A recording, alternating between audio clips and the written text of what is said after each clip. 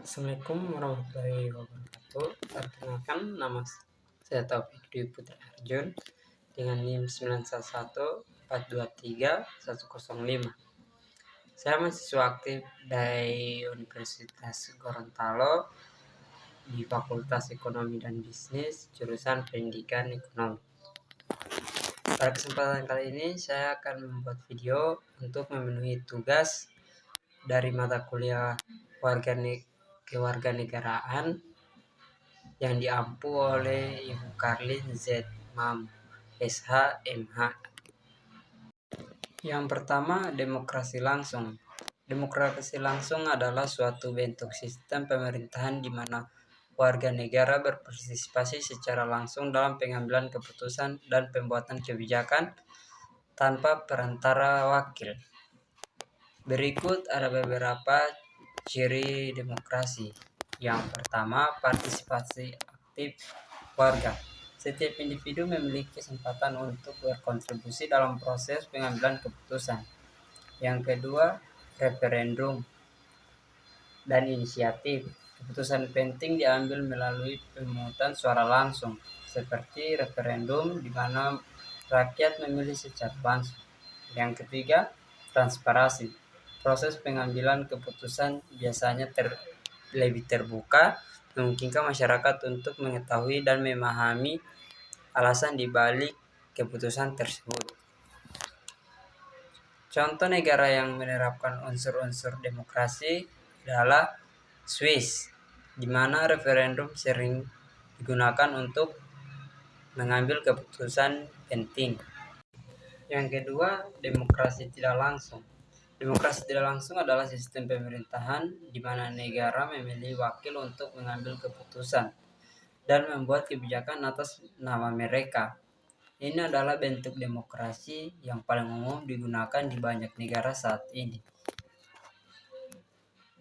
Ada beberapa ciri dari demokrasi tidak langsung. Yang pertama adalah perwakilan.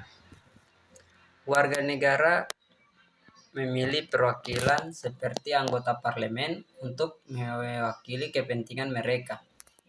Yang kedua, proses pemilihan. Pemilihan dilakukan secara berkala, biasanya melalui pemungutan suara. Yang ketiga, struktur pemerintahan.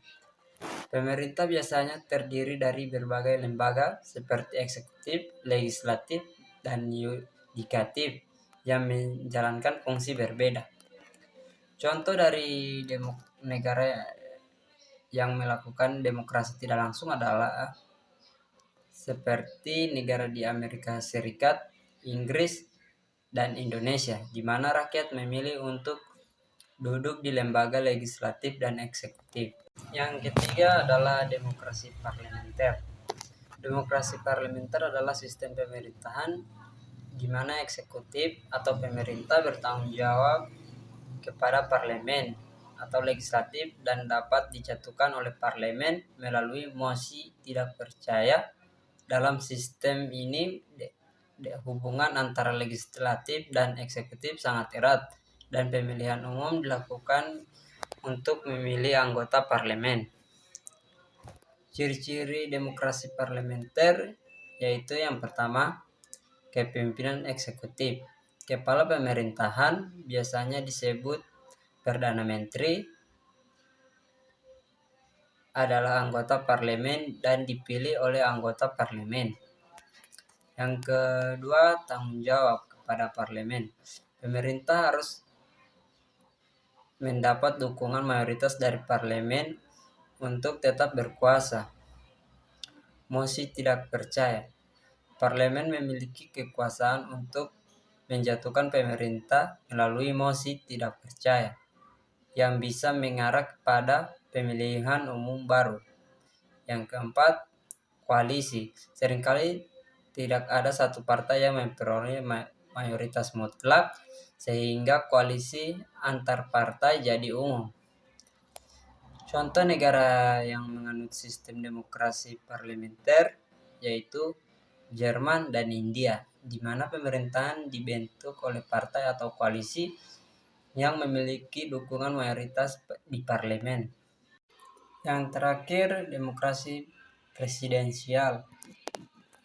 Presidensial adalah sistem pemerintahan di mana presiden bertindak sebagai kepala negara dan kepala pemerintahan dengan kekuasaan eksekutif yang terpisah dari legislatif, di mana sistem ini presiden biasanya dipilih langsung oleh rakyat dan memiliki masa jabatan tertentu. Ciri-ciri demokrasi presidensial yang pertama, kepala negara dan kepala pemerintahan.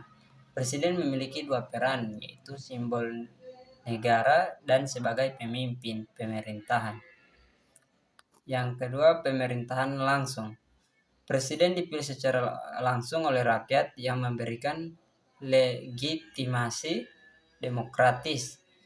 Yang ketiga, pemisahan kekuasaan. Eksekutif, legislatif, dan yudikatif berfungsi secara terpisah, di mana mekanisme check and balance untuk mencegah penyalahgunaan kekuasaan. Yang keempat, masa jabatan tetap. Presiden biasanya memiliki masa jabatan yang ditentukan, yang tidak bisa diubah secara langsung oleh legislatif. Contoh negara yang menerapkan sistem demokrasi presidensial adalah Amerika Serikat, Brazil, dan Indonesia, di mana presiden dipilih secara langsung oleh rakyat dan memiliki kekuasaan eksekutif yang signifikan. Saya rasa itu saja dari saya. Kurang lebihnya saya mohon maaf. Wassalamualaikum warahmatullahi wabarakatuh.